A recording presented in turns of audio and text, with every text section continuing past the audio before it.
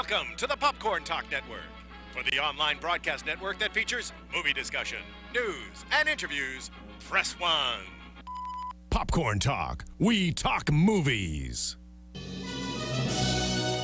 Congratulations. On behalf of the Popcorn Talk Network, the online broadcast network for movie talk, and the Schmoes know, you are now a member of the Jedi Alliance. May the Force be with you, always. Hello and welcome to Jedi Alliance, a celebration of the greatest saga ever told, and soon we will have so much more saga to celebrate. I am one of your hosts. My name is Joseph Scrimshaw, and here, as always, is your other host. I'm your other co-host, the Internet Soapbox Mark Donica, on Twitter at SoapboxMark. Welcome to the show. Yeah, we got a great show for you today. There's been tons of Star Wars news. There keeps being more and more Star Wars news, to the point at one point this weekend I looked at my phone and said a swear word out loud, out of shock at my phone. We're going to talk about the new international trailer that was released. We're going to talk about the new TV commercial that was released. And we're going to take some of your questions in our Mind Probe segment. But first, we have a wonderful guest returning, our friend, fan favorite, Mr. Joe Ruggirello. That's me. I'm a fan favorite? Yeah. Do they know that? They're going to find out if they don't know. Yeah, they are. Hi, fans. Earn it. That's our Duel of the Fates, actually, today. Is Joe Ruggirello a fan favorite? It's you and Mike Black to get next to Oh, I can't compete with Mike Black. Damn, I'll just Well. I defer. Well, no one can. If we just cut to Mike Black just sitting around, watching TV, maybe having some Doritos as he talks about, that would be a good episode of Jedi Alliance right there. It would be. So, Joe Ruggirello, please tell the people a little bit about who you are and what you do. I am a writer for GeekNation.com. See, I told you I have an actual credit this time, as opposed to last time when it was just, I watched Star Wars 2. And big nerd, and you can follow me on Twitter, JoeRu23, where you can see my witty sayings and pictures of my cat, Lando. Awesome. And you're writing for Geek Nation as you're covering entertainment news for the website. Movies, TV, video games even, although someone else handles that because I don't know video games. But yeah, movies, TVs, all the TVs. you cover the TVs. We cover on Geek all the Nation. TVs. Excellent. That's awesome. That's awesome. Well, we've asked you our 5 normal questions. We've asked you 5 weird questions. We've been asking people some questions about The Force Awakens to kick off our show. Sweet. So here are some specific questions for you. What was your ticket buying experience for The Force Awakens? It was really, really easy because I haven't done it yet. Ooh. What? You get out of our studio. No, sorry. No, yeah, so you just didn't buy tickets to The Force Awakens? No. This Star Wars movie we've been talking about for months. Yes, I know. I'm going to see it. Yeah, so what's your plan? What's your tactic? Well, I'm not going opening night. Okay. Because I don't want any part of that. And I can't go Friday. So I'll probably go Saturday and Sunday. And I checked yesterday. There's still plenty of tickets available. So I will go for then. now. For now. I mean, I'm not going to wait till the 17th.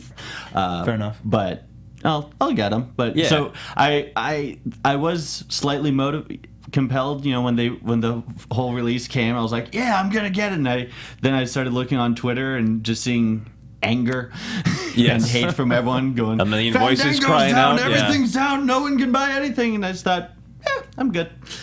I'll wait. Okay. So, all right. So I'm waiting. But so I have no complaints. It's been wonderful. Yeah, so I mean, I think there is the trade-off way to do of, it. if you don't absolutely in your soul need to see it right away. I really don't. And you feel like you have tactics to deal with spoilers. I'm quitting Twitter between now and then. Awesome. I'm just done. So then you can get to see it leisurely on a Saturday afternoon with some dads and family and whatnot. Yeah. Awesome. Yeah, I'm taking the slow and steady approach as opposed to that I have to be there because I don't have to be So there. you're going to take The Force Awakens out on a couple dates and see how it goes. Yeah. You're going to be slow Yeah, about it it. can be a little casual. Awesome. I don't want to commit right away. Awesome. Are you planning on seeing it more than once for the weekend? I'm sure I'll see it. Maybe not that specific weekend, but Okay. this definitely has a 2, 3, 4 times in the theater vibe to it, just because especially if it's good, which I think it's going to be very good. Yeah. So yeah, I don't take my lack of opening night enthusiasm as a slight of my general enthusiasm. No. I just don't like lots of people. I think you're planning to it's go to more- The Force Awakens the way like Obi-Wan Kenobi would. Like, don't rush in. Yeah, just not take rush, your time. just- Go on yeah. Saturday afternoon. I just it's more of the people than the actual movie. So I'm gonna go where it's slightly less manic. Understandable. And, Understandable. take my time. I am looking forward to being in the throngs of humanity. I Our enjoy next that. question is, what do you think the rating of the film will be? Because it is not actually released yet. I the think- actual rating. Do you think it'll be PG or PG-13? G? NC-17? NC-17. I think he's really going to throw us a curveball. I would imagine PG. PG-13 to me thinks like there's going to be like language and maybe more excessive violence than what we're used to, and I don't think that's something that's going to happen.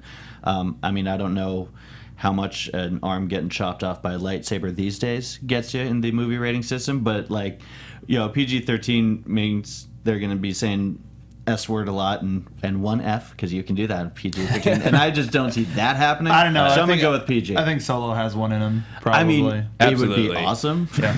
But, well... A canon F. I mean, it might be okay. I don't know. I don't think... I think they're going to go PG. Yeah, maybe I- there'll be an F word in Orabesh Yeah. written out somewhere.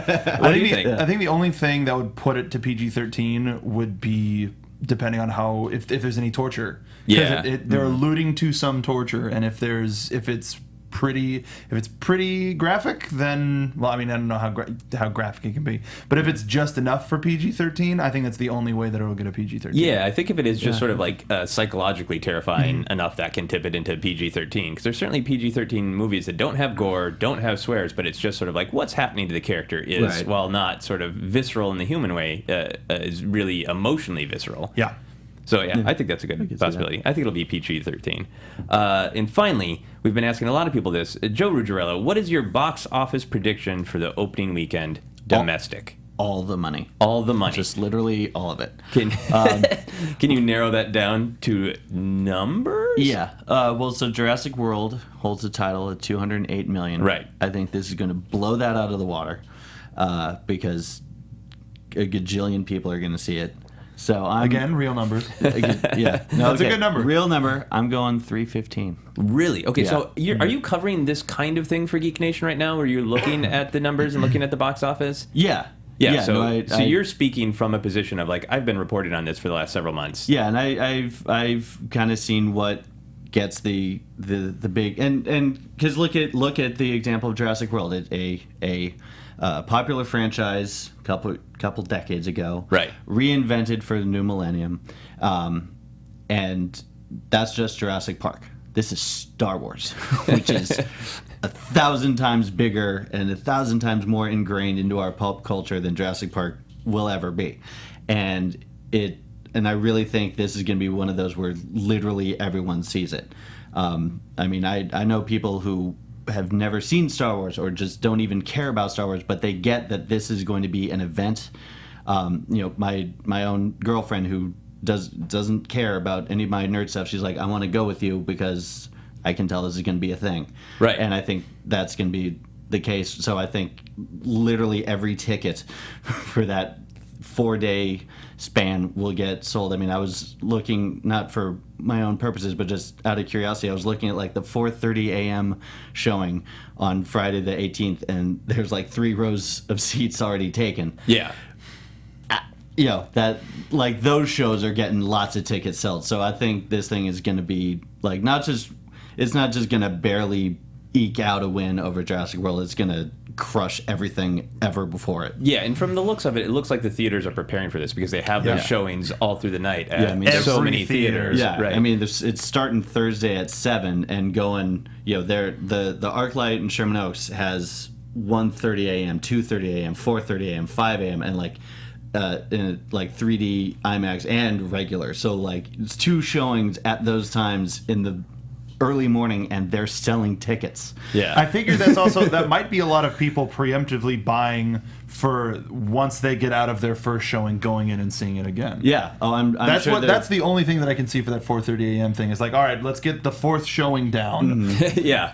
Or the Yeah, one where like, I'm- I want to just watch it with just my buddies and not many other people in the theater. Yes. No, I'm sure. And, 4:30. That's your opening. Yeah. If you want to go in. There you go. 4:30. Hey, you know, if I was at all functional at that time, but that was about 10 years ago since I've been able to do anything at 4:30 in the morning.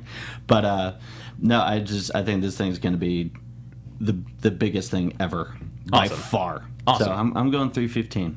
All right, you're down. I think that's a safe number. Yeah, right. It feels safe. And from there, we go to news from the HoloNet, We have some nice stories for you. There has been some negativity around, but let's talk about the Force for Daniel campaign. Man by the name of Daniel Fleetwood was given 2 months to live back in June, so he's already beaten the odds. And his lady companion, because I don't know if it's a wife or girlfriend, started this hashtag campaign, Force for Daniel, and the stars of the film, so like Mark Hamill, John Boyega, and even the companies, even like Disney retweeted it, Kevin Smith, like all sorts of folks made sure that this guy got to see Force Awakens before he passed, and this past week he got to see the movie. It wasn't like a super final touched up draft and cut, but I think this is a wonderful thing to do for a person. I wanted to bring it up because nice things can happen on the internet as opposed to total negativity. What did you guys think of the story? I loved it. Yes, usually the internet is just a giant dumpster fire of nonsense, but when it puts its mind to it to really doing something nice, it can. And yeah, this is as good, as good a story as you can ask for. I mean. Somebody in that position who all he wants to do is see this movie, absolutely, definitely get to let him. And I love that JJ did it. I think he did the same thing for a fan before one of the Star Trek movies. It was a Star Trek. It was for the second one. Right. So hats off to him and just really everyone involved, because it's amazing. Yeah, I thought it was handled particularly well, because maybe Disney could have ignored it, but at the point where like the stars of the film are rebroadcasting it. But I think they handled it really well, not only in obviously doing it, but sending J.J. Abrams and being kind of quiet about it. It's not like Disney made a big splashy press release. They invited him to Disneyland. Yeah, they let his partner just break the news on Facebook of like, hey, thanks everybody, it worked. So it was nice and it was elegant. Yes. It was handled not only kindly but elegantly. It wasn't a PR move. Yeah, and it's one of those horrible things of real life is real life, and then companies still have to do PR, and it's great that they can handle it in a way that's very, very positive, but very elegant and civilized. Yeah. They haven't been, patting themselves on the back the whole time. It's just, this happened. Yeah. It's like, hey, we got any other cancer patients out there? Like, no, it's just, let's handle this, and we do it, and we got it. We also got a whole set of new movie posters. Wonderful, wonderful posters that give us a little bit more. I had to cut it down so that we could fit them all into one. But they all have sort of like a Dark Knight-esque. They have their weapon covering half of their face. Kylo Ren has his plasma sword, not necessarily his lightsaber, because that's the official term, is the plasma sword, with the uneven force and such nature. And again, Rey's got the staff. That's probably we've been talking about it forever, but the fact that it's featured so prominently that Darth Plagueis' staff is covering her eye and is going to be a part. So you're just saying Darth Plagueis' staff like it's true. I mean, that's what isn't it? That's what it is. It's certainly one of the cool things about this poster is that you get a much closer look, and certainly the hardware looks like a part of Darth Maul's lightsaber. That's like an actual concrete thing that you can point to. So you think that this might be something that she put together? No, I'm just saying that in terms of inspiring theories that it is a lightsaber of some kind, that it has, that it might be Plagueis' staff in particular, that it has some element of Sith design. It's like the first concrete thing where you can just point to saying, here, it really does exactly look like this piece of Darth Maul's lightsaber. And I thought that was cool because I'm all for it being Darth Plagueis' staff, and I think a lot of the fan theory behind that is solid. But right now, it's all fan theory, so it was cool to see something that was like, no, that's the actual same thing. That's a concrete thing. I can agree with that. Maybe like a pike sort of a thing as opposed to a full sword. Yeah. I have no idea what it is, and the whole thing. And I think with we're going to talk about this with the trailer, the commercials, with these posters. I think we might be getting into the realm of J.J. Abrams' Disney being tricky, where they're not lying, but they're saying, "Hey, look at this," so we don't look the other way. Right. And I think it could just be a staff too. Dog and pony show. Yeah. We also had Han Solo's poster and Finn's poster and Princess Leia's poster. What's your favorite poster so far? Oh, Princess Leia by far, because that seems to be the popular opinion. Yeah. It was the newest. And it was just the one that just had the most excitement to me, because the other ones are cool design. These posters launched 1,000 eye test jokes because when you put them all together, they do look cool individually, but the one thing in front of the eye, and Leia's, it still keeps that motif, but it tells a little bit more of a narrative that she is in that command design that we know so well, and the look on her face is just, I am in charge. Yes, I got this galaxy. Yeah. Step off. I got this problem what I totally agree with you. Yeah, no, it was absolutely my favorite. I thought she's never looked better, even in the gold. Just that look, even that face of just, I got this, and it looks awesome. I think it would have been really hilarious if Disney had released a Luke Skywalker poster and not a Kylo Ren one, just to mess with people. Oh, really? Yeah, just to be like, that's a cute fan theory. Oh, look, where's Kylo Ren in the new posters? Maybe he is in the new post. Yeah. Oh, yeah. There's been some headlines on that. I do also like that about the more close-up of Kylo Ren's that we really see the energy flaking off. That was a very close second for me. Was that how much just raw energy and power is coming out of his saber? Yeah. Flipping nuts. Yeah. His lightsaber or plasma sword. We will find out. It's a plasma sword. And it's like, okay, sure. It's all light sticks. That's fun. And the last thing I wanted to show, we actually have a video. Part of the downloadable content for Battlefront, which is dropping next week, can't wait, is the Battle of Jakku, which is referenced pretty heavily in both the books, which we found out. Go ahead and play that and we'll watch that, as well as the trailers that we have seen so far. So this is 29 years before the events of the movie, and it 100% just puts you in the middle of crashing TIE fighters, crashing X-Wings, AT-ATs on the ground, and of course you see the Star Destroyer from the trailer and the Super Star Destroyer falling to the planet. Yeah. And for any of you Lost Stars fans, that gets you a little bit more charged and excited. We know the name of that ship. Yes, we do. Yeah, the Inflictor. Yeah. Yes, and it's one of the. I haven't read it yet. Stop it. Yeah. Well, get on that. I have it. I just haven't read it yet. Okay. Start reading now during the show. Please do it.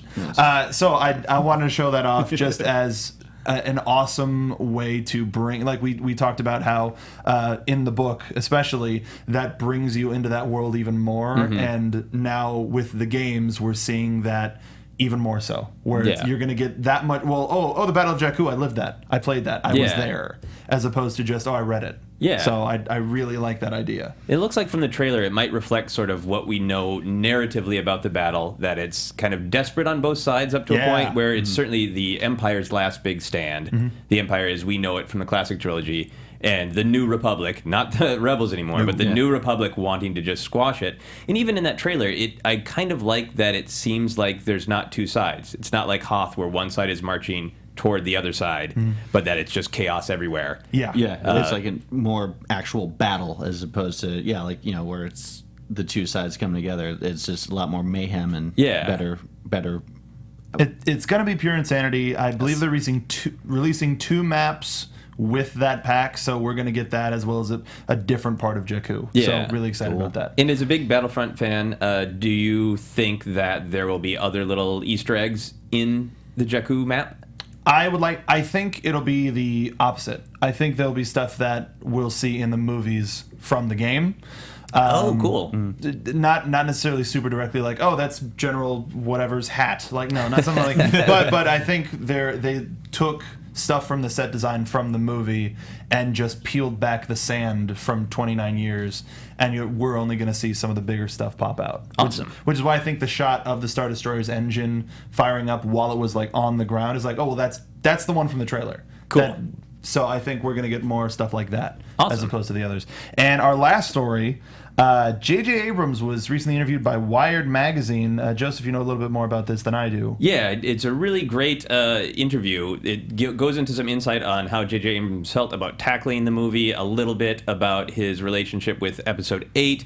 So it's really insightful. But there are a couple things very casually dropped that are certainly big hints, possibly verging on spoilerish. So if you're super, I don't want to know anything more about The Force Awakens, maybe just read one of the highlight articles, but not the actual article. I'm out of here. And he's up. And on that note of do we know too much already, we are going to talk about the new international trailer, and we're going to talk about the new television commercial. So we're going to break down sort of some of the new stuff and talk about how we feel about the new stuff. But first, I had a couple general questions for you guys.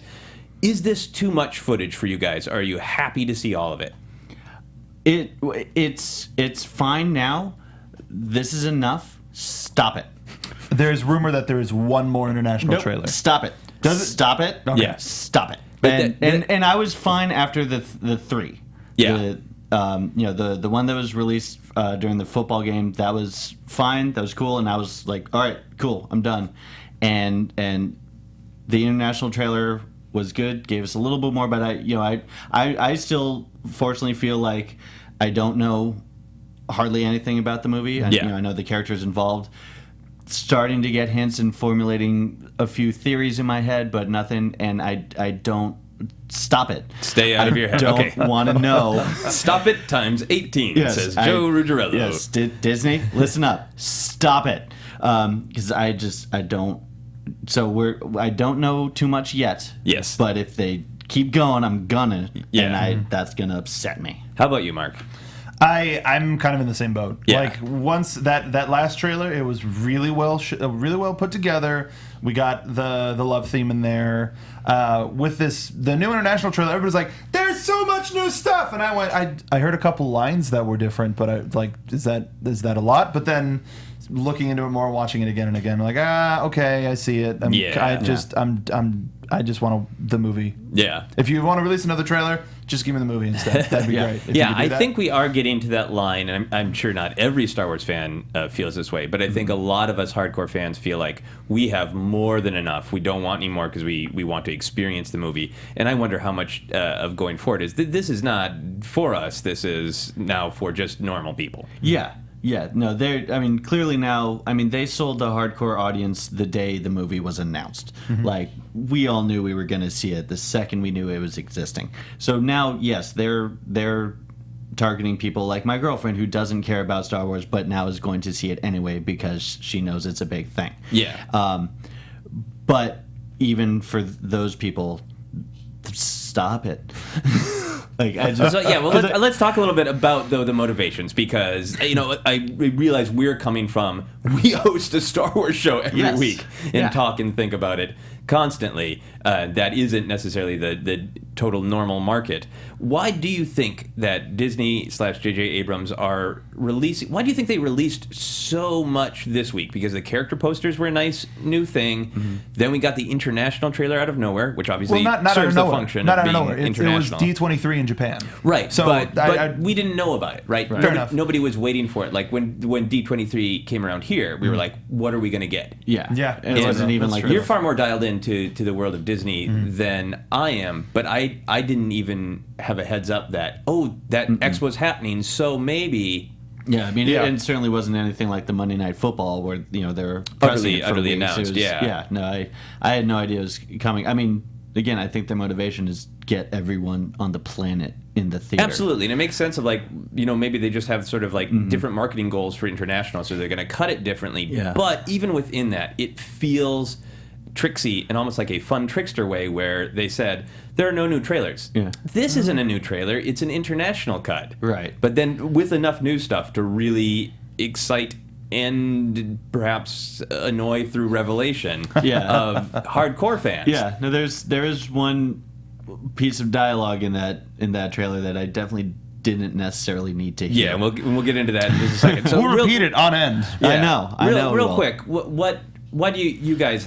What do you think do you think that they're just trying to keep it really, really alive, or do you think it's just standard business stuff of we need a trailer for international, we need a television show? So why do you think they're doing it, and why do you think they're not spacing it out more? I'm hoping. This is my hope. I think their plan is, of course, just to saturate as much as they can to get everyone in there. I'm hoping their plan is kind of, we had this past week all this new stuff, but we're still, about a month and a half out. So maybe have this be the big thing and then, nothing. Let it gestate so that by the time the movie comes back, sure, there'll be the trailers on TV and whatnot. Yeah. But nothing new. I guess we'll get one more international But this is trailer. the thing is, I don't think that they can. Let it like Simmer out. nothing. Yeah, let it simmer, and so that by the time it comes back, we'll be back to that. Yeah. Yes, as opposed to now where it's like. I feel so excited about this. I'm using my high squeaky voice, as you can hear, not my broadcasting voice. But see, that's the thing is, I don't think they can let it sit. I think they've gotten it to a fever pitch, and they need to keep it at that fever pitch to actually break those opening weekend records in these high numbers that people are guessing. So I feel like they're going to have to keep doing that. Surprise, there's one more thing, and I just don't know how they're going to keep it up. I think if anything, that'll be maybe early December will be the last international trailer. This one seemed like for marketing. Like this one didn't even seem. I mean, that's all the trailers are anyway. But Right. But this one for that audience having more BB-8. I think made sense. It's like, here's what's going to be everywhere. Right. This character is going to be everywhere. So having him front and center at the top of this trailer made for this market is going, oh, he's going to be an important part of this movie. Yeah, an electronics figure that looks like he could have rolled out of an anime. Yeah, it makes perfect sense to market. So we're going to get a little bit into some of the specific differences. First, we're going to talk through the trailer about the new stuff, and then we're going to talk through the commercial. So starting with the trailer, one of the news things is I thought the whole different cut of the trailer had much more of a hopeful vibe. Mm-hmm. Like, literally the music was brighter in tone. It used different music. It used the sort of epic Destiny, hopeful binary sunset theme instead of darker themes. And we had a new shot of a sunset by a moisture evaporator. Yeah. And what looked like Rey's speeder going through the background. Yeah, really exactly. Cool. So it looked like that it was really connecting Jakku to Tatooine of like, well, they're similar environments. They have similar technology. How do you guys feel about seeing that shot that made it look so similar to shots we've seen before? Are you guys still excited about things that are samey? Yeah, no, one of the things that JJ gets right sometimes is doing things. Homage. Yeah, doing things that can do both. Pay homage to the old while bringing it into the new. So yes, there are hints of Tatooine throughout Jakku and those shots. And that's all we have to go on so far. So I don't know that this will turn out to be the case, but I'm hoping the planet overall will end up being different and interesting enough that it won't just be like, oh, it's Tatooine 2.0. Desert planet. Jakkuine. Yeah.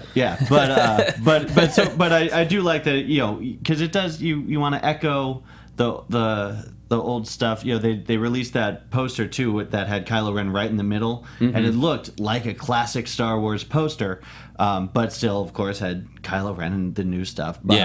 So I think it is a nice balancing act of the original trilogies, the first 6 movies, but also here's the new people. Yeah. Mark, what did you think of it? It's a generational thing. It's here's something that are going to give the classic fans some warm and fuzzies, and here's a new place that'll give the kids warm and fuzzies when they watch it with their kids. Cool. Yeah, I kind of like it if there's going to be multiple desert planets, because why wouldn't there be in a giant galaxy? Yeah, of course they would have the same technology. So I like that it's not, that it's. We've talked about with the amount of expanded fiction that there's going to be in comic books, video games, that you need a little bit of internal logic. So I like that. Yeah. Desert planets need moisture evaporators. What else are you going to do? So as Mark mentioned already, there's also just a ton of BB-8. It almost made it look like this is Star Wars 7 Adventures of BB-8, which was great. And I think one of the great new things that it had is the most BB-8 chatting, for sure. Isn't it the first public chatter? Like if you didn't watch we've heard squeak, like just a couple little squeaks here and there. Okay. Yeah, there's a little bit. This is the first one where he's like having a conversation. Yeah, there was that little bit in the first trailer. That first shot of him going, and he's kind of blah blah blah. But this is the first where we've really heard him talking. And I was thrilled by his voice. Yeah. So we got that, and then we got the little conversation with Rey, which was new dialogue. And this, to me, is one of the biggest things. Where when I was watching it was like, "Do you know what you're saying to fans?" Yeah. Where Rey says, "I know all about waiting," and then there's some BB-8 chatter, which makes it sound like he's saying, "What you waiting for?" Yeah.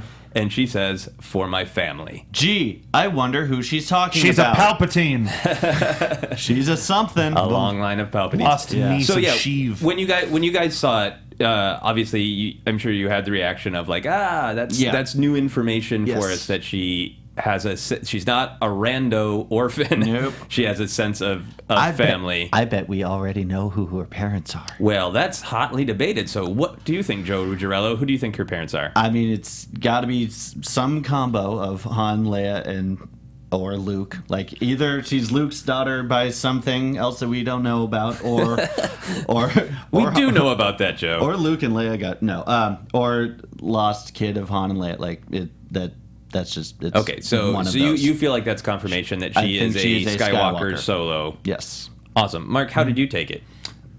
Cool. We've been talking about it for weeks now, so it's like, all right, cool. Now we know that she's at least related to somebody in the film. Cool.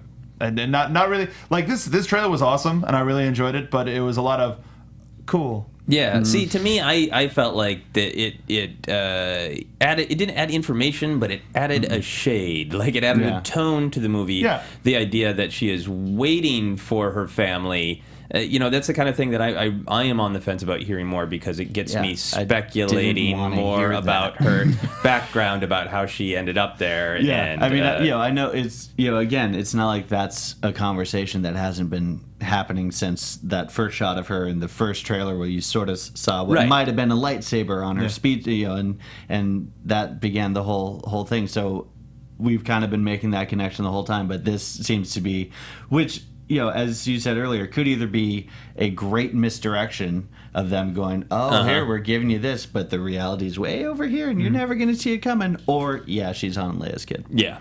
So, continuing down the line, and this is the one that I actually thought was the most sort of J.J. Abrams whacking a fan beehive on purpose, is we have basically the exact same He'd do it, too. Kylo Ren dialogue with literally one sentence and one word that makes a new difference, where he says, I will fulfill our destiny. Yep. I will finish what you started, while looking at the Vader helmet. So when I heard that, I also had the reaction. But the more I think about it, trying to be a little bit more measured, I feel like that could be a reference to a family destiny. Or it could be a reference to, this is the destiny of the practitioners of the dark side. So how did you guys react? How did you interpret it? My brain started going down one particular family-related rabbit hole that I didn't want to go down. So then I kind of thought, well, maybe he's just saying, us Sithies. Yeah. But you went down the Skywalker hole. Totally went down the, and then especially because there's the shot of him and Rey, and they're kind of starting to sort of put those two together. Yeah. Stop it! Because we showed the picture already, or we're still seeing it. He could have killed her. Yep. But for some reason he's restraining her. Interesting. We'll get to that big old shot in a moment. How did you interpret it? I just first thought of the prophecy, like the Jedi prophecy, not even the Sith one. Oh, the chosen one. It's just like interesting. And bringing balance to the Force. If the light side has been going strong for the past 30 years, we need to balance that out somehow. Yeah. So there needs to be the awakening of the Force could be of the dark side of the Force. And one other idea I had is that if he is truly a Darth Vader fanatic, maybe his our destiny is him and Vader. Like he's like, all right, well, you did what you could. Now I got this. Yeah.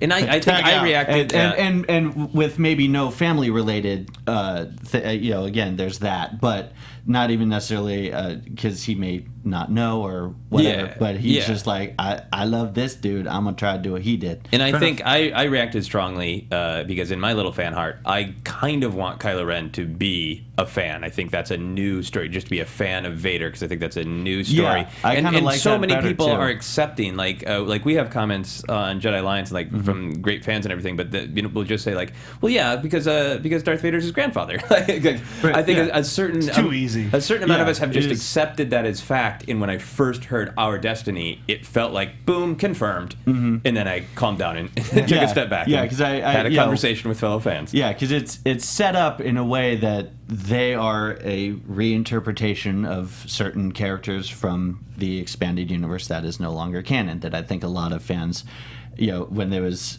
first announced that all that is out the window, they kind of went, but wait, but what about it? And this could be set up like that, but I do like it better if he's just a big Darth Vader fan. Yeah. And it's Posters just like... of him up on his wall, like on his ceiling. Just Yeah. Yeah. It's just, and he just walks around going, almost there. Hey, speaking of, that's a great segue. We haven't talked about this on the show yet. How do you guys feel about Kylo Ren's voice? Because some people are kind of down on Kylo Ren's voice. How do you guys... Badass. You like it? Yeah, yeah. It's cool, I and dig it harkens to him being a big fan. Yeah. And Yeah. just wanting to be like Darth Vader as much as he can. Yeah, Yeah. He's Totally makes basically sense. if there is no known family connection, he's basically just doing Vader cosplay. Yeah. and I dig that. He's an OC. He's a Vader exactly. OC. Here's what I liked about the voice: is it sounds like someone cleaned up Bane and made Yeah. him easy to understand. So Yeah. it kind of And takes him into menacing. modern movie making and not just a knockoff of Vader. But I also liked for big evil voice. Like we've been moving in a direction where big evil voices are super hard to actually comprehend in movies. Yeah. So I like that. Yeah, I think I we'll like that he actually- has good diction. Is what I'm Yes, saying. I think it'll be nice to actually know what the hell he's saying. Then we also have new shots of Leia, Poe Dameron, and some other guy in the background. Some other guy. Which I could try to research, but I just want to know him as some other guy right now. Yeah. Get a C-3PO with the red arm. They're all in the command station. That looks cool. We get a shot on board Millennium Falcon of Rey and Finn introducing themselves to one another, which I don't feel like that certainly didn't spoil anything. No. Well, I guess other than they really didn't know each other. And how long is their escape from Jakku? Yeah. Where they don't have enough time to go, what's your name? Like, they're just like, we gotta get the hell out of here. Like, Yeah, so I guess it is a spoiler in that sense of, that's that kind of piece putting together where if you're watching the movie and like, well, they're not on the Falcon yet, and we know they have to be, before they say one another's names. But I liked it in the trailer because it felt weighty. I know a lot of people don't like the scene in the prequels where Anakin and Obi-Wan meet each other, but I like how casual it is. And as a Star Wars fan, Yeah. you're like, but that's everything, And you get a sense that that's maybe the same kind of thing of like, hi, what's your name? Yeah, It's my name. Yeah, well, because Rico. in the context of the film, it is just them going, "Hey, what's up? How you doing?" Yeah. Whereas, and to we know, us, like, it's well, this is some, this is the biggest thing that's ever meeting happened. of fate, of destiny, of some kind. Then we have a little bit of a recut version of Han's speech, not as elegant, where he just says, "The Force, it's true, all of it." all of the Force ever. All the Force. forces are true. And then I'm kind of speeding along because I want to make sure that we have time to discuss what I think are some of the meatier things. We got a nice Chewie roar, Yeah. a unique and different close-up of his Wookiee fingers pressing a detonator. Yep. Which then seems to cut to that explosion. That might just be some trickery. He might not be blowing up those actual First Order people. But he's blowing up something. Yeah, and Thank then goodness. Yeah. there's As lots he to should. talk about in this little shot. Then in that explosion, there's a tiny Wilhelm scream. That was, to be perfectly honest, that was probably the thing that I was the most upset about. Really? It's like, yeah, they spoiled the Wilhelm scream. That's something where you go, there it is, awesome. But it's like, you put it in the trailer already? Well, do you think Come it really on. will be? A Wilhelm scream is an easy thing to move about. Fair enough, but it's like, well, why did you have to put it in the international trailer, the Japanese trailer? Well, I mean, Do they big know? fans? Do they know Wilhelm personally? Maybe. Probably. Yeah. Wilhelm's huge in Japan. So, good enough. Fair enough. Yeah. They have Wilhelm Day in Japan. Yeah. I don't know. I have no idea what's Fair enough. I'm sure there are whole Wilhelm clubs where you just dance to the to the Wilhelm scream. I think that they saw the Jedi Alliance where we debated should there be a Wilhelm scream in all future Star Wars movies. Yes. And JJ was like, I got this. Don't worry. Well, JJ's a fan Don't of the worry. show. You know that. That's why he's calling people now and be like, "We got to shut the marketing down. Stop it." Joe said, "Stop. Shut it down." No. So you're welcome, America. So what did you guys think? I've heard some people a little bit unnerved by the close up and the push in on Chewie's fingers. Was that weird to you, or are you guys like Wookiee fingers? Awesome, Dude, it's Chewie. And it's I an love action Chewie. shot. Yeah. It's Chewie. somebody detonating something. You got to Yeah. get close in on that. It's Chewbacca blowing something up. Who would ever have a problem with that? Yeah, I think that. Come on, man. Well, I think the fact that it is sort of a push in on something that we certainly haven't pushed in on before, which is Chewie's fingers. So I think there's a little bit of that sort of like action movie shot. The actual detonator going off. I think there are just a lot of things there, like in contrast to the sunset on the moisture evaporator. A lot of things there were like, That's new. That's not super Star Wars like. Yeah. The actual push in, what it's pushing in on in the detonation. I don't think that those shots are in order necessarily. Yeah. I think it's just for the trailer, but an introductory reintroduction to Chewie could be a close up of a Wookiee hand and a detonating, and then you go, was that Chewbacca? And then he shows up, and you're like, awesome! And then that's when you see the close up. That could be something that's kind of familiar but new. Yeah, certainly. I'm excited to see new stuff. I'm excited to see weird stuff because I think Star Wars, as much as it's about like the epic and the sunset and the destiny, that it's also about weird. So I'm happy to see that stuff. How did you feel about the Wilhelm scream, Joe Ruggirello? I don't think I even really noticed them anymore. It's just like, okay. Yeah. They're just a normal part of your day. Yeah, it happens to me on a daily basis. So it's The Wilhelm Soundboard on scream? your No, phone. yeah. Soundboard on your phone anytime somebody trips you play. Like, yeah, exactly. that's just life now. Yeah. I was excited to hear it because again, to me it was about that sense of fun. Yeah. And that sense of fun is still going to be there, and that sense of playfulness. And then we got the shot that we've been using here for our photo. If you're watching on YouTube, the shot that I think a lot of people are talking about of Kylo Ren putting his plasma lightsaber sword blade to Rey's throat on some sort of wooded planet or moon. So what did you guys think of that? So for me, as I was enjoying/enduring this trailer because there was so much new, that was the one where it's like, come on. Yeah. And this goes to what we've talked about on the show a lot, where it's sort of what looks like a major event. This looks like we're in the middle of Act 2. Right, right. I think we're, a lot of what we've been promised is you're just seeing Act 1. This seems like, if not Act 2, certainly the final beat of Act 1. Yeah. And sort of a new relationship, right? Because you were saying we haven't really seen these characters together. No, not at all. No. So it's impressive. Again, you see the power of that saber, and you got to see it unfurled in such a way. The first time we saw it, he did it in such a way where it was like, now, like it's really just full of strength. And with this one, he just let it happen, and with how unruly that blade can be, could have killed her. So we don't know the purpose of this meeting, and the fact that he didn't just go straight up and cut her in half. There's a reason. Yeah. What did you think, Joe? I think I agree with everything he said, and but it was definitely one of those where I was like, because since she does mention she's waiting for her family, that puts the family thing in your head, and then you see these two big characters with mysterious backgrounds together, and he's hesitating, like, oh, maybe I shouldn't kill this person with whom I have some sort of connection, like whom I've never met before in my life. Yeah, like it and again, that could just be them toying with us, the great misdirection, which in a way I hope so. Maybe there's some completely unrelated reason maybe for this is that a blooper. we haven't even Off-screen come to think blooper. Yeah, this may not even And be then it's animated it for something. or it's one of their biggest giveaways, and I really wish I hadn't seen it. So it's one of the two. I should probably clarify, for as much as I am kvetching about not wanting to see, I do appreciate that there is a ton that we clearly don't know. I think I just got spoiled after the Monday Night Football trailer. I was so surprised that they didn't show us full Luke.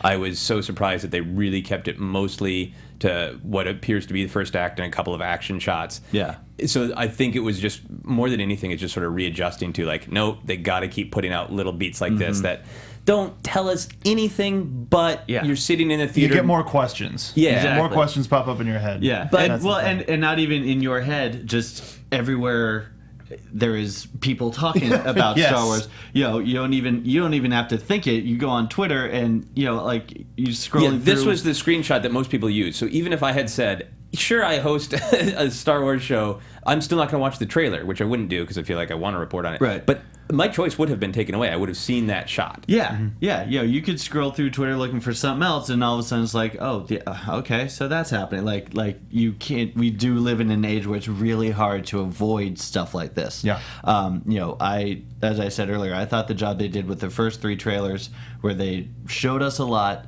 but told us nothing, and just got all of us going, put the movie out tomorrow. Like, that was brilliant. And now they're kind of really starting to get towards that line of, like, no, really, I don't want to know who they are. Yeah. Like, just show me the damn movie, please. And then the final new thing was the new line from Maz Kanata, who basically narrated the other trailer, the international trailer. She has a different line. She says, "Hope is not lost today; it is found," which overall I think contributes to the general positive nature of this trailer. That it's more positive, less conflict oriented than the trailer we saw during Monday Night Football, and also like that sunset shot. Really harkens directly back to A New Hope by literally saying, basically, there's a new hope. Yeah. And certainly the trailer, we were focused on Rey the whole time, and certainly this trailer is really adding to, like, whoever else might be a Skywalker. The whole cast might be Skywalkers in Solos, but certainly more and more like Rey is. So how did you guys feel about that? Did you want that?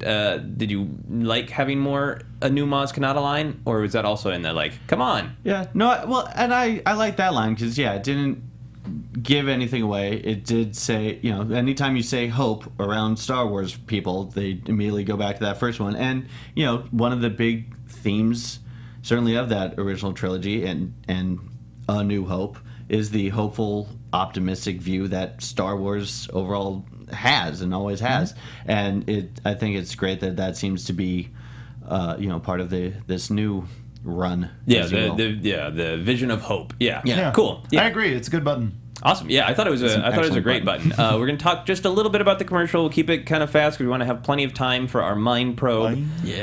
So this is the one where I said a naughty word to my phone because I had literally just kind of finished going through the international trailer and making these notes and digesting like, well, I didn't want to know some of that, but I've accepted. Son of a! And there are F words on our notes, but it's not probably the one that you said. Fun. Fun.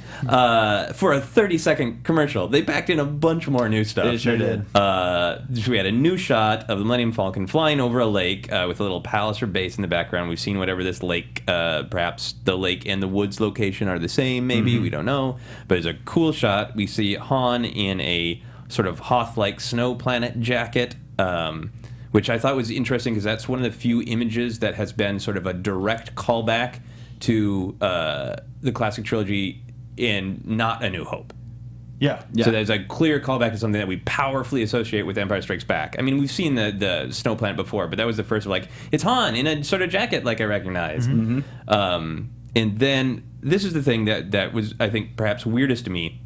We get more Maz Kanata speaking, and I'm starting to feel like... Especially for a character that we haven't seen yet. We have no idea, and I appreciate that we still have no idea what Maz Kanata looks like. But it's making me feel like Maz Kanata is either really chatty or we've heard everything that this character has to say. Every line she has. And she says, I have lived long enough to see the same eyes in different people. I see your eyes. I know your eyes.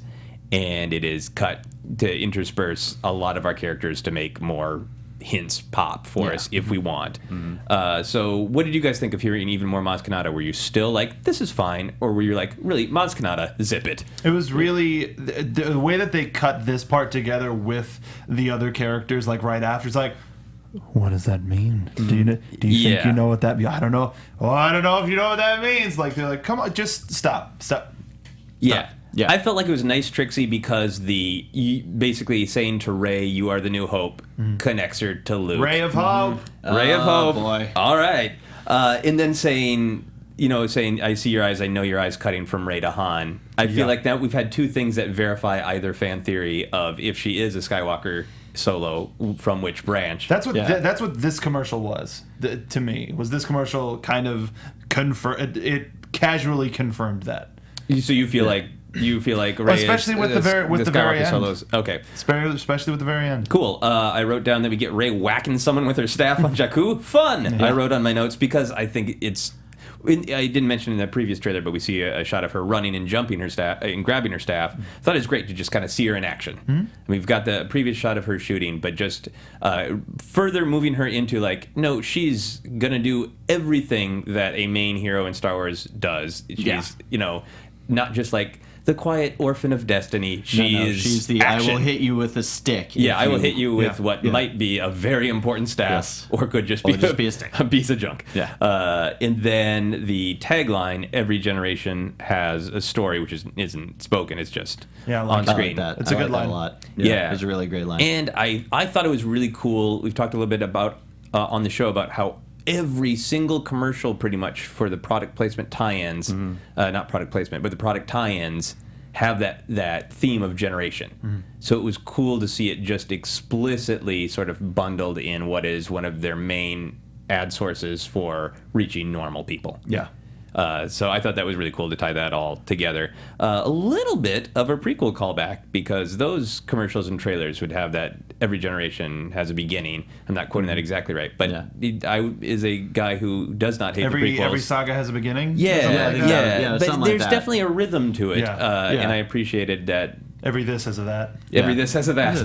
Well, The you know- Mad Lib for advertising Star Wars. Yeah, Nailed it. and as this is the kind of third generation of Star Wars films, I think that it definitely fits kind of the theme they're going with. Yeah. And then we get a quick shot of Rey shooting at Kylo Ren, and Kylo Ren kind of deflecting it, unless that's cut weird. How could she shoot at him when he's hurt? What? Wait, what happened? Skywalker Hole brothers. Sorry, what? So you can say your suspicions out loud here on Jedi Alliance. That's what we do. I think once he says them, he'll just not Yeah, want to no, believe I don't wanna- anything I that don't comes out wanna- of his mouth anymore. Yeah, Yeah. I don't, You nope. think they're twins, don't you? Just say it, Joe Ruggirello. You think Kylo Ren and Rey are twins. This is Funko really does some good job. Yeah, with their and the pop accent finals. on the look at white- that. all right. Well, thanks for watching Jedi. No, all right. So It's the, adorable. all right. Is this the a joke. final shot that you're talking about? Mark? think the this- Falcon bursting through the trees. Loved it. Because we've seen the shot of Daisy Ridley in the cockpit, just in the cockpit where Yep. she's sitting, Yeah. may or may not be this. The connection that they put with the line and her and Han, and then every generation has a story on top of that. This is just like, she escaped on the Falcon. Yeah. And that could be the charge that Chewie is setting off to distract Kylo Ren and the thing, and then they blast off. I mean, I know it's a different trailer, but still, Yeah. like this screams Han is getting Rey out of there, but something happens to Han to where she has to fly it out. Interesting. So you're not tracking these events have happened way in the past. You're sort of tracking as these are events that are happening in the first Force Awakens. Yeah, Okay. See, to me, the connections are making me more think about like what is Rey's story before the Force Awakens. But I absolutely take your meaning, and I think between these two, especially like the Rey deflecting the shot with Kylo Ren, like obviously it doesn't go well for her No. because she's gonna need a she hand. ends up with the laser plasma lightsaber sword. Yeah. Toward her neck. So yeah, we're definitely getting to the point where we're getting little flashes. If you're just a regular human being, you're like, cool, Star Wars, look. another shot. Hey, look, Wookiee's blowing something up. If you obsess, if you tumble and sleep with your dreams, you can start putting together little bits of the narrative. Yeah, and one of especially that last shot, one of the biggest things I took away from all these trailers is that, my God, this thing is going to be beautiful. Yeah. Like just the effects And all it's well shot, all lighting. it's just going to be gorgeous. Like I loved the past trailer of the shot of the Falcon jumping to light speed. But from the front, Yes. where you saw it going by, and then this with its crash, Yeah. this thing's just going to be eye candy. Yeah. If nothing It's else. just and hopefully an awesome, really compelling story too. But at least it's gonna be real pretty. If nothing else, the Gonna eye be candy real good. will awaken. Yes. Really good. From there, let's hit Mind Probe really quick. Do you want to do all these, or should we skip around? What do you think? Let's see how many we can get done. All right, so let's go starting from the top. Kirk Heisig asks, what species do you think Supreme Leader Snoke will be? A Mun, Trandoshan, human, Rodian, or Gollum? Just kidding, that last one. Gollum. Yeah, he Gollum. wrote Gollum, but kidding on that last one. What do you guys think? I think where he is, where Kirk is leading us to discuss, Darth Plagueis in old canon is a Mun. That is the aliens who are in charge of the banking clan. So we see them in the prequels. I love that alien. So if Snoke is Plagueis, which some fan theories suggest he is, I think it'd be great to have him be a Mun. If he's not, I would love to see him be a Zabrak, to be Darth Maul's species. So because I would love for whoever this Supreme Leader Snoke is to look real evil. Yeah. And Zabraks look real, if not evil, like they can really take you out. So I vote for a scary alien. Yeah, A scary alien. That's canon. An alien-looking alien. Yeah. Joe. I don't think he's any of those. Yeah. I would go with Anzati. Or the snot vampires, if you will. Speaking of scary looking, because they got the tentacles on the, but also they have ties to the Sith. One of them was one of Dooku's acolytes back in the day. Interesting.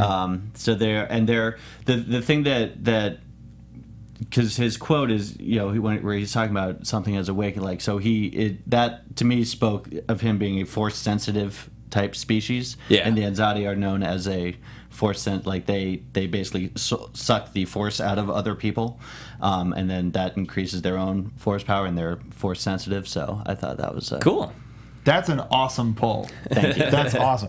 I like the design of the Mun as well. I figure because they're doing the digital tracking on him, though, it could be a species that we haven't even seen yet. Yeah. So I think that's a good There's bet. that too. Yeah, it could be something we've never even heard of. So I'm kind of thinking of that, though I do like the Mun design a lot. Yeah. I think it makes the most sense. Our next question, speaking of Andy Serkis, he asks, Lawrence London, do you think we'll get a cameo by a non-motion captured Andy Serkis, perhaps a market seller on Jakku or a member of the criminal underworld? Probably not, because I don't think we need it. I mean, Yeah. it's Andy Serkis, and that would just be kind of distracting, because it would take you out of the movie, and you'd be like, hey, look, it's Andy That's Serkis. such an interesting comment. A dude Yeah. who's awesome at motion capture. The motion capture performance is what sucks you in, but seeing him as a human just walking around, no, what is he doing there? Well, I can't do it. Like, I'm fine with him in a movie, but only doing one or the other, I think. I just that's just big. Joe Ruggirello, Andy Serkis, please. I think I hear you. because he is the best motion capture guy on the planet, but he was fine in Age of Ultron as his regular face, and I'm fine with that. I just think that a cameo of him, being a market seller, it's a little gimmicky, and because if he's not going to be like a big main character, Well, like did you he think it was- could certainly play two important roles. Yeah. But if it's just like him going hello, I think that would draw. He's not going to turn it. Yes. But I It's mean, not gonna did be a you wing think, capture. did you Or think will it was weird when Lucas was in the prequels in Episode 3? I think a lot about the prequels was weird. But I mean his actual little cameo. No, something I- that small. No, yeah, but then I mean, it's not like if it happens, I'm gonna run out of the Money theater. back! That's it. Yeah. Yeah, I mean, The prequels were lousy with those kind of cameos. We saw Ahmed Best, we saw Anthony Daniels. So I Yeah, think like- that's maybe where this question is coming from.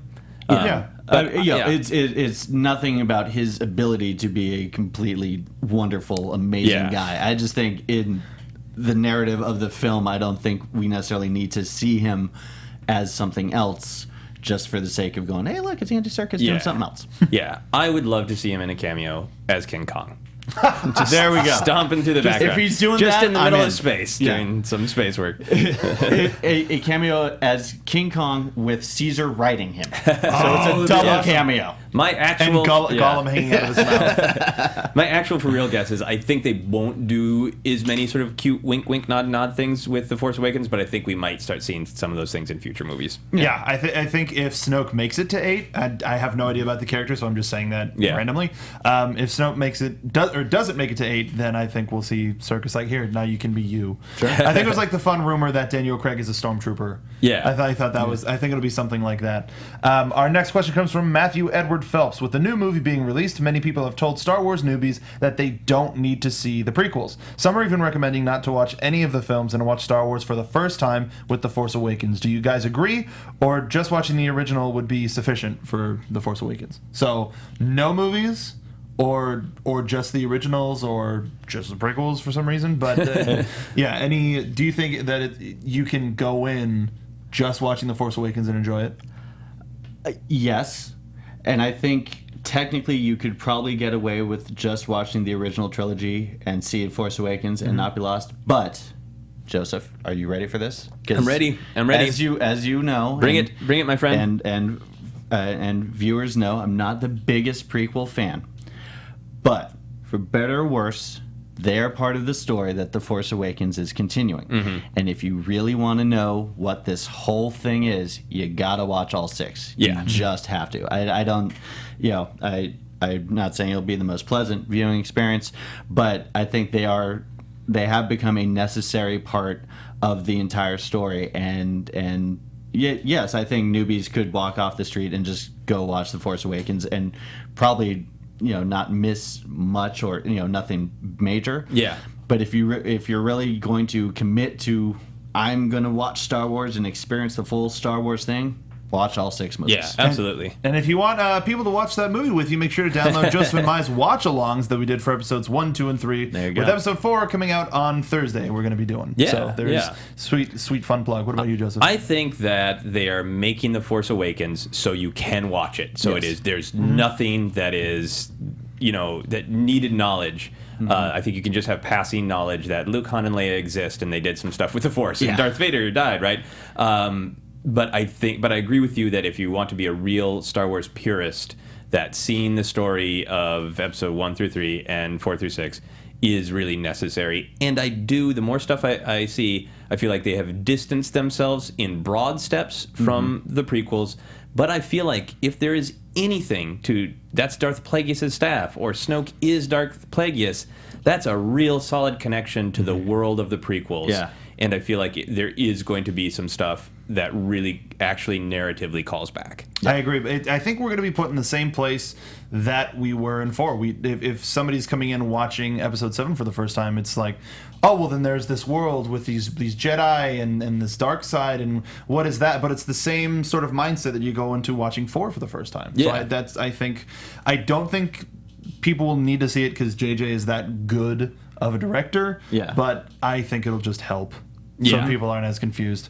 And our last question is kind of a fun one. Eric Bay Anderson asks, who/which character will first say a Star Wars bit? Like, I've got a bad feeling about this, or here we go again, or something like that. Who do you want it to be? I would love I've got a bad feeling about this line to be given to R2-D2. So that it is technically there, but it's not so on the nose. He gets all of the callbacks, we just don't know. Yeah, I do actually hope that a new character says it. I hope Finn or Rey says it. And in fact, I wouldn't be surprised if we have to keep getting a little bit more snippets of new footage if we get a Finn or a Rey saying, I've got a bad feeling about this. Because that's going to be another sort of fan enticing thing. Yeah. Yeah. Of course, if they do have Rey say it, and I have this nightmare of Rey saying it with Han like standing behind her, just going, and then everyone goes, wait, that means the. I think we're going to get that with That's No Moon. Because by the look of Starkiller Base, I think we might get that. We might get Han saying That's No Moon. Oh, And interesting. just go like, damn it. And then just like self-realizing in his head, like, oh, that's weird. I didn't even say Deja that vu. the I didn't even first mean time. to say that. Oh, yeah. jeez. This time I'm the grumpy old guy, huh? Yeah, Man. I feel like That's I've that got a bad realization, feeling about yeah. this, though, is the dialogue version of the Wilhelm scream. It's right on the fence of, like, maybe a little, like, on the nose, but how could you not? Yeah. Agreed. Yeah. What do you think, Mark? That's Agreed. That's what I thought. What you Your said. whole thing. All right. Well, we have a good feeling about the Duel of the Fates, our final segment. There is our music. We summon the evil forces, or perhaps the good forces. We'll see how our week goes. Last week's Duel of the Fates question was, if you were a Sith Lord, who would you rather have as your apprentice, Darth Maul or Darth Vader? Joe Ruggirello, what is your quick answer? Maul. Right. Why would you want Maul? Because Vader is too independent thinking. He's got a lot going on. Yeah, Maul, Yeah. you're just like, you go kill. Yeah. Okay, Vader's Maul's- like, all right, but also plotting. Yeah, so Maul won by a small margin basically because of that, because he seems like Sith Employee of the Month. Yeah. Where he just does what he's just, told. who do you need me to cut He in gets that half? speeder I'm there. parking spot right in front Yeah, of Sith HQ. he won by the loyalty and the general terror factor of he's just physically a little bit more terrifying. Yeah. Lots of people were like, it's good to have a complicated employee, so I want Yes. Vader. But Maul did one out. And I wanted to give a shout out to one of the comments. We asked our Duel of the Fates questions on our Facebook page. We'll put this week's up tomorrow and you can weigh in. Shout out to Lem Bandala. One, for having a great Star That's Wars a name. great That's a Star Star Wars. Wars. Yeah. Lem Bandala. Apologies if I get that wrong. From but, Jakku. from Jakku. He said, Vader, he or she, I guess I don't know. Vader, as somebody who would eventually succeed me and more likely kill me to do it, I think I'd feel more at ease having Vader be the next top Sith. I like that turn of phrase. I feel like Maul just doesn't have the command in the right mind for the role. This Sith Lord thinks ahead. So you totally taken on the role of Sith Lord. Thank you very much, Lem Bandala. Yeah, see, I'm too selfish for that sort of thing. I'm like, no. No. I'm the Sith Lord. We got a lot of great complex answers, really thinking through the question, which is what we love. We love hearing fans really think these things through. This week's question: if you could have either in real life, would you want a lightsaber or a good blaster by your side? Joe Ruggirello. The answer is always lightsaber. To everything. To everything. Anytime lightsaber is an option, that's always the answer. Okay. Yeah, I mean, it took me a little bit longer trying to think of what's more practical, what's this, but lightsaber. Yeah. Lightsaber, yeah. You could do more with a lightsaber than you can with a blaster, just practically. Yeah. But there is more, like, cutting every single piece of your body off if you accidentally, like, fiddle with it and it opens up, and then hey, you're gored and in half. That's perfect. Yeah.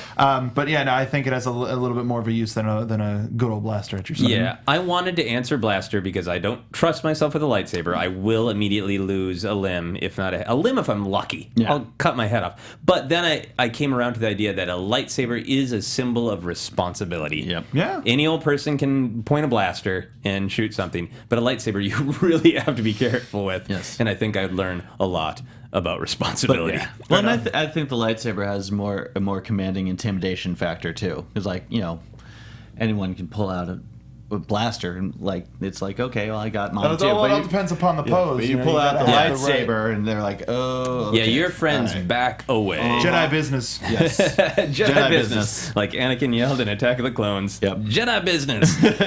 The way he doesn't deliver it like that. Like Jedi business. Jedi business. Like a James Brown song is about to start. That's a good band my name. poor delivery. Jedi business. Yeah, Jedi business. That's a good Well, band. we are going to wrap up for this week. Yeah. We'll put our Duel of the Fates questions out there for you guys to answer on our Facebook page. Joe Ruggirello, can you tell the people where they can find you? You can find my writings on geeknation.com and find me on Twitter at JoeRu23. Awesome. And you can find me on Twitter at SoapboxMark. I here do a bunch of shows for the Popcorn Talk Network. Well, a couple shows for the Popcorn Talk Network, including Video Game Movie Anatomy. Next week we're doing Tomb Raider: The Cradle of Life to celebrate the new release of the new Tomb Raider game. And also Battlefront. Battlefront is coming out next week, and I'm going to try to make a Jedi Alliance clan. So if you're interested in joining our clan, stay tuned at SoapboxMark, and I'll have more information once the game comes out. Oh, that's really awesome. Cool. I am Joseph Scrimshaw. You can find me on all the social medias as at Joseph Scrimshaw. My website is josephscrimshaw.com. I always have stuff going on, perhaps too much. Perhaps I am insane. Yes. But tomorrow I am releasing a holiday comedy EP. It's basically some funny holiday stories with some music, some of which is written by our good friend Tony Thaxton, and that will be coming out tomorrow, and you can find out about that on my social medias or on my website at josephscrimshaw.com. So, anything else that you guys would like to share before we leave? You got some good bass in there at the end, like .com. Thank you. I want Scrimshaw's voice. I just asked if you had anything else to share so you'd compliment me. And last minute plug, Thursday is going to be the watch along for episode 4. So make sure to we already have the event up. You can start commenting, leave it up on your window. It's going to be Thursday morning, and it's going to be a lot of fun. Yeah, tons of fun. Thank you guys so much for watching and or listening to Jedi Alliance. You can visit popcorntalknetwork.com to find a nice list of all the past episodes of Jedi Alliance and links to both YouTube and iTunes. Please also follow us on Twitter and Facebook at Jedi Alliance for all the us-related news. This has been Jedi Alliance on the Popcorn Talk Network. We talk movies. Thank you for listening, because many Bothans died to bring us this information.